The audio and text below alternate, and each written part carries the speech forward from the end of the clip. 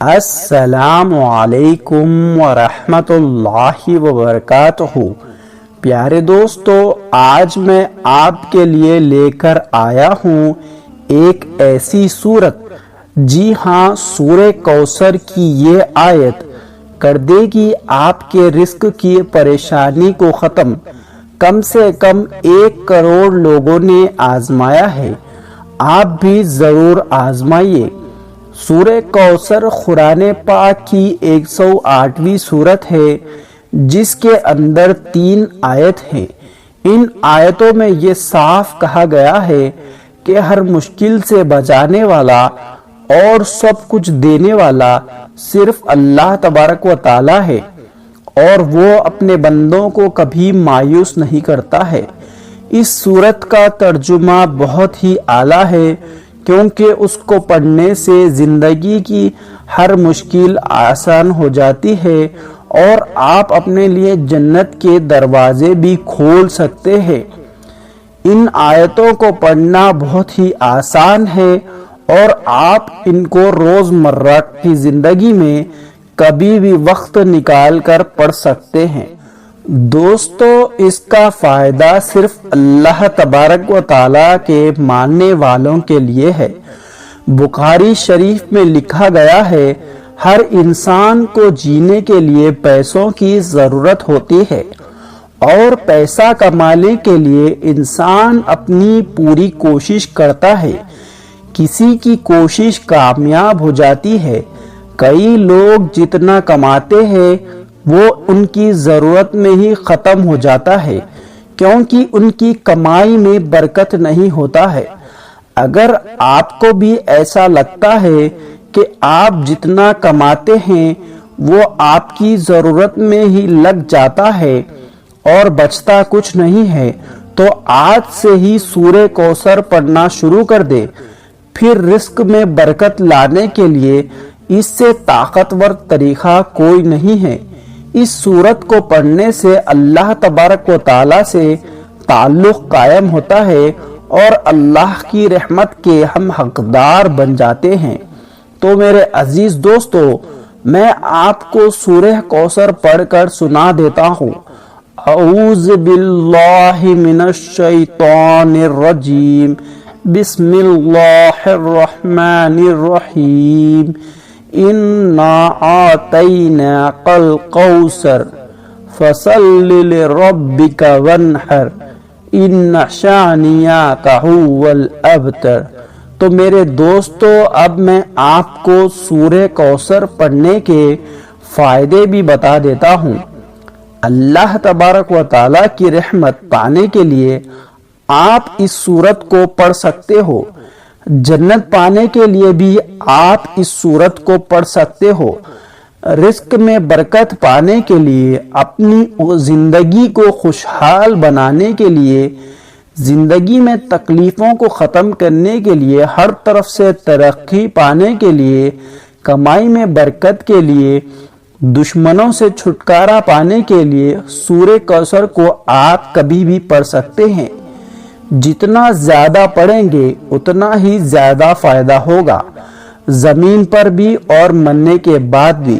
اس سورت کو پڑھنے سے ثواب ملتا ہے اور اللہ تبارک و تعالیٰ کی رحمت برستی ہے۔ اگر آپ اس سورت کا فائدہ اٹھانا چاہتے ہیں تو آپ آج ہی اس کو پڑھنا شروع کر دیں۔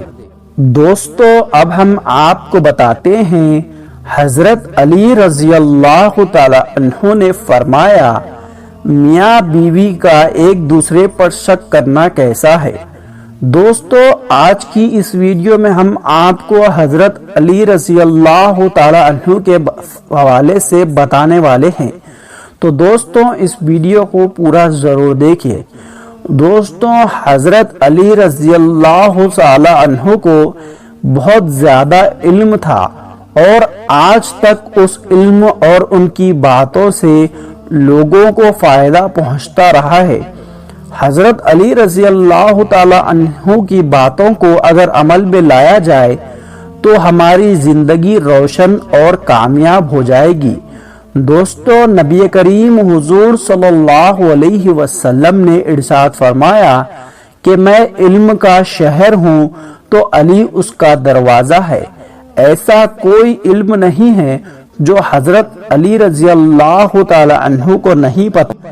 دوستو، ایک مرتبہ حضرت علی رضی اللہ تعالی عنہ منبر پر بیٹھے تھے تو لوگوں سے کہتے تھے، جو پوچھنا ہے پوچھو، میں زمین کے راستے سے زیادہ آسمان کے راستے جانتا ہوں۔ ایک عورت روتے روتے حضرت علی رضی اللہ تعالی عنہ کی خدمت میں آئی اور عرض کرنے لگی، یا علی، میرا شوہر مجھ پر شک کرتا ہے۔ اس عورت کا اتنا کہنا تھا تو حضرت علی رضی اللہ تعالی عنہ نے اس کے شوہر کو بلایا اور فرمایا، میں نے اللہ کے رسول صلی اللہ علیہ وسلم سے سنا کہ شک کرنا شیطانی صفت ہے۔ یاد رکھنا، جیسا لکڑی دیمک کو اندر سے کھوکھلا کر دیتی ہے، ویسے ہی شک کرنا رشتوں کو اندر سے ختم کر دیتا ہے۔ اے شخص، شیطان سب سے زیادہ خوش تب ہوتا ہے جب میاں بیوی لڑتے ہیں، کیونکہ میاں بیوی کا لڑنا صرف دو لوگوں کا لڑنا نہیں ہوتا بلکہ دو نسلوں کا لڑنا ہوتا ہے، دو خاندانوں کا لڑنا ہوتا ہے۔ اے شخص، تمہارا آج ایک دوسرے پر شک کرنا اسی لیے پیدا ہوا کیونکہ تم نے اس رشتے سے احساس، دوستی اور پیار کو ختم کر دیا ہے۔ جب میاں بیوی کے بیچ احساسات ختم ہونے لگتے ہیں تو دوریاں بڑھنے لگتی ہیں اور وہی دوریاں شک پیدا کرتی ہیں۔ میں نے اللہ کے رسول صلی اللہ علیہ وسلم سے سنا کہ نکاح کی بنیاد بھروسہ ہے، اعتبار ہے۔ میاں بیوی کے رشتے کو جو ڈور جوڑے رکھتی ہے وہ ایک دوسرے پر بھروسہ ہے۔ جہاں یہ رسی کمزور ہونے لگی اس سے یہ رشتہ ٹوٹنے لگتا ہے۔ اتنے میں مرد کہنے لگا، یا علی، میں شک کرنا نہیں چاہتا، حالات ایسے ہو جاتے ہیں کہ میرے دماغ میں شک پیدا ہو جاتا ہے۔ بات جب یہاں تک پہنچی تو حضرت امام علی رضی اللہ تعالی عنہ نے فرمایا، اے شک کرنے کی تین بنیادی وجوہات ہوتی ہیں۔ پہلی وجہ حادثہ، جب کسی انسان کے زندگی میں بے وفائی کا حادثہ ہوتا ہے، وہ اس کو دیکھنے، سننے، محسوس کرے، شک کرے اور بیٹھے، وہ پھر سے اپنے ساتھ ایسا ہونا نہیں دیتا۔ اور دوسری وجہ احساس کمتری، جب انسان جسمانی یا ذہنی حساب سے کسی چیز میں کم ہوتا ہے تو وہ اپنے شریک حیات کو بہتر سمجھتا ہے اور اس کے دماغ میں شک پیدا ہو جاتا ہے۔ اور تیسرا جھوٹ، جب سامنے والا جھوٹ بولتا ہے یا باتوں کو چھپانا شروع کرتا ہے تو انسان کے دماغ میں شک پیدا ہوتا ہے۔ اے شخص، تم اپنے دماغ سے تین وجہ کو ختم کر دو، اور اے عورت، تم اپنی زبان کو جھوٹ سے پاک کر دو اور ہر رات میں سورہ ناس اور سورہ فلق 7 مرتبہ پڑھو اور اپنے رشتے کے لیے دعا کرو اور اللہ سے دعا کرو، تمہاری زندگی سے شک ختم ہو جائے گا۔ دوستو، اب ہم آپ کو بتاتے ہیں حضرت علی رضی اللہ تعالی عنہ نے فرمایا کہ بے وفا عورت کی کیا پہچان ہے۔